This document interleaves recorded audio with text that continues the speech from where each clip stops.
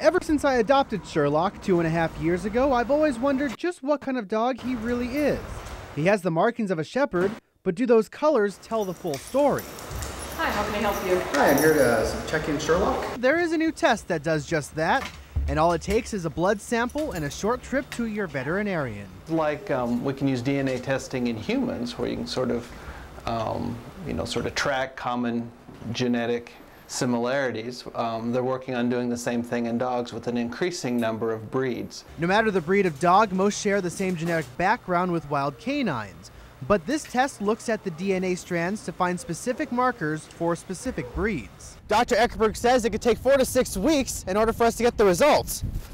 But until then, we're just going to have to wait and find out. And in a matter of weeks, the results were in. Hi, Chris. Good to see you again. Good to see you as well. All right. Well, Sherlock has an interesting combination of breeds in him. Okay. And I'll show you what they are.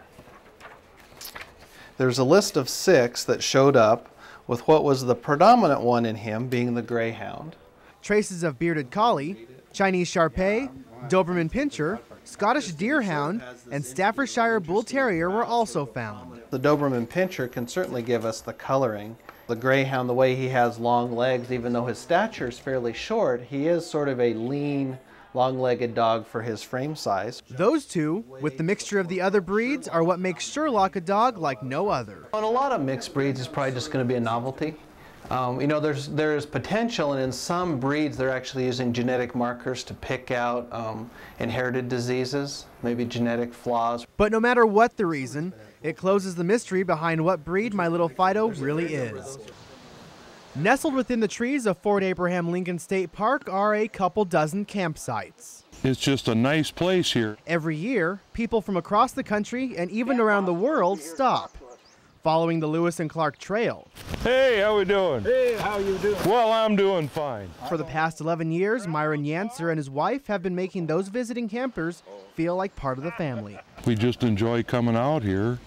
It's a way to help out Fort Lincoln. We get to meet a lot of neat people, keep an eye on things, and promote the area. And it all started with Myron's wife. There we go. She contacted Parks and Rec, and I think it was later that fall they actually called us, and we come out here and did our first session out here at Fort Lincoln. Myron is just one of thousands of volunteers throughout the state. They put in between 25 and 40 hours a week, accumulating up to 30,000 hours of total service. To put that into financial terms, that's roughly $175,000 worth of volunteer service. Campground volunteers, like other volunteers throughout the state, are the sounding board for the state parks. We really can use the extra assistance in our campgrounds, and the campground host volunteers are just a perfect fit for us, kind of our eyes and ears for our staff. But with gas prices at all-time highs, this might be the perfect fit for those who love the outdoors. Most of our campground hosts, they consider this vacation. You know, they have enough free time to spend in the park. And for Myron and his wife, they couldn't ask for anything more. This is an all too familiar sight for many music fans. Being able to sit back and relax and enjoy some quality music on the old turntable. But this dying form of music is starting its own revolution, back into your local coffee shop. When the record store closed just a few years ago, there's really no outlet anymore. That's when Brad Bales and the String Bean Coffee Shop on Main Street in Bismarck stepped in. It's a country section.